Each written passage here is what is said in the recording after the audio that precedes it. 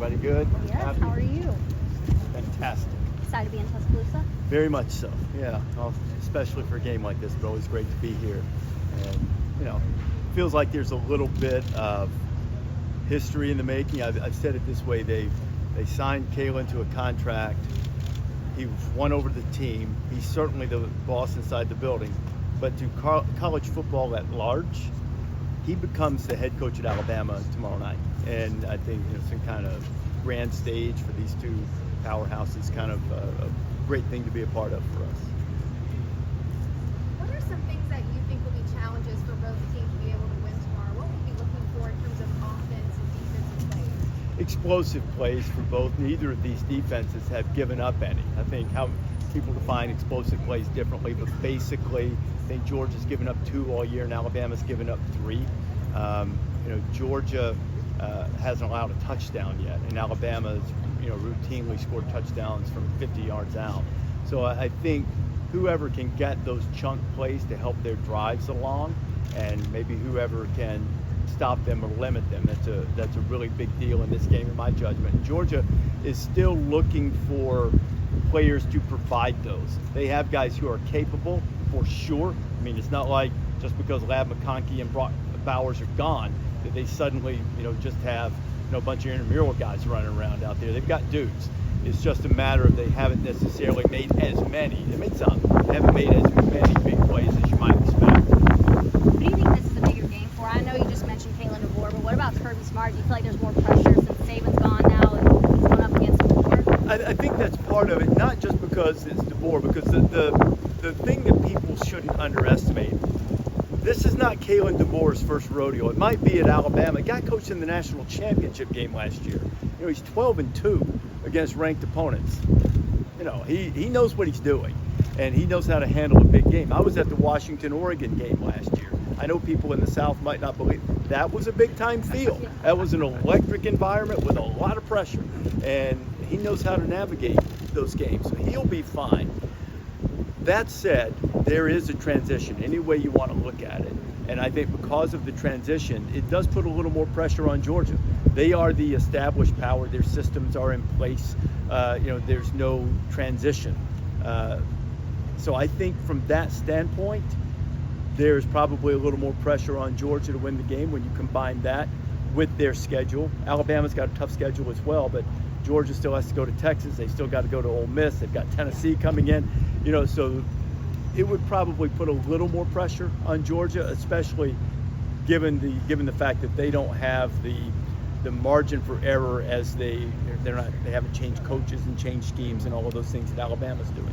What's it like for you preparing for this game with Coach Saban now on your team? How has he added or changed to your preparation? Oh, well, we always try to prepare thoroughly, but what Nick has brought is a dynamic that this show or any show has never really had.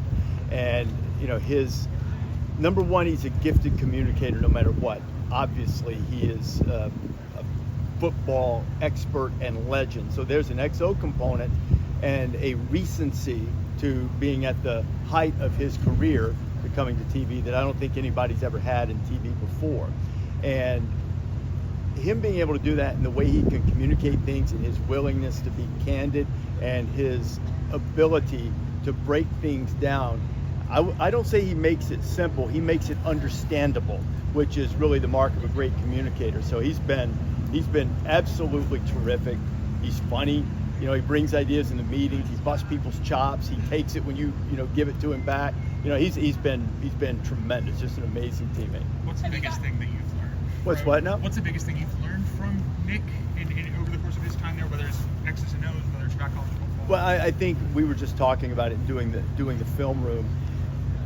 You have a tendency, if you're not a coach, you watch certain things and maybe you think you're smart, maybe you watch something other than just the ball.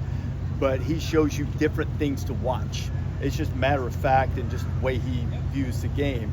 But now you'll catch yourself saying, oh, okay, he talked about, watching this guy being accountable for the quarterback, or this guy immediately when he steps out of the box.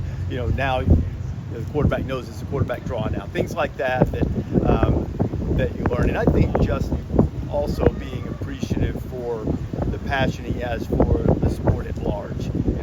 We're gonna have a discussion tomorrow about the situation at UNLV with Matthew Sluka, the quarterback who left. And based on what we've all talked about earlier, it's going to take a broader context than just a guy leaving his team. It's like, what are we going to do in college football to kind of take care of this? He's been so involved in all of that. I mean, you learn a lot about his passion and care for the game at large, and not just the team that he once coached. What about for this game in particular? Is there something that he showed you, or something that you're looking at in this game that maybe Nick Saban kind of said, "Hey, make sure to watch this in terms of the matchup to watch"? I mean, not yet, but I mean, the biggest thing is what we just did is talking about how will Georgia handle the threat of Jalen Milroe running. Not just when he runs, you've got to handle that for sure, but then there are other times you put stress on Georgia's defense just because he can.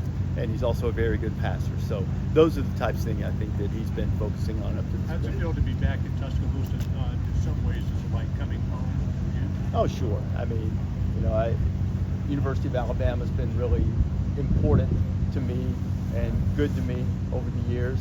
And, when you come back, there are a lot of memories. You see a lot of friends, and, people are kind enough to want to come down to the show. And, I'm excited to see some people that you don't get to see regularly. So it's always fun to come back to a place that feels like home. Is this one of the more unique marquee matchups that you've covered, just in terms of lack of maybe household names? I know there's a few of them, but it seems like there's less so than maybe get a normal top side matchup. I'm not sure I agree with your premise. I mean, I think college football fans, Milroe and Beck were already big deals. I think, Malachi Starks from Georgia is a guy who was a highly recruited guy. He's pretty well known. So I think this is a great matchup because it's a rivalry that's sort of born of excellence. Because growing up, in the state and following Alabama football, Auburn and Georgia were rivals. They played every year. Alabama and Georgia didn't play every year. But since the time Nick arrived, and really a few times before that, stakes are always pretty high, when they play, it seems. So, I don't know. I think it's big because of the excellence that the two have exhibited over the last several years, but I don't know that I look at it as some mystery in terms of, people knowing the players or anything, if I didn't misunderstand your question. Have you gotten a chance to talk to Coach Saban about who he might be picking tomorrow? I don't ever ask him that because, he should just pick who he thinks is going to win. And I know that sounds cliche and trite, but I really think that's important for all of our analysts. If he were just going for, either the response to the crowd, he would pick Alabama. If he's going for the big overall, I'm going to call this like I see it. Even if he doesn't think that, picking Georgia would be the way to go. So you can't win on that either way. So you might as well just say what you think. And, I'm confident he'll do that. He hasn't hesitated to do that in any facet of his life for the entire time I've known him. So I imagine he'll just say who he thinks is going to win. Let the chips fall where they may. Can you give us any hint of who the guest picker will be? Julie? Not yet? Have we announced it yet? Not yet. We announced in 2 hours. 2 hours. Oh, In man. 2 hours, someone will tell you. You talked about you've seen Kalen in these big games before. You probably knew him better than most people in the South before this kind of just the whole college football landscape. What was your initial reaction to Alabama hiring him and kind of how he would step in and replace Saban? The number one, first of all, you got to be a great coach to be willing, and you have to be confident in your abilities to step in and follow in Nick's footsteps because he's the greatest coach who ever lived. All due respect to Coach Bryant, who was awesome for sure.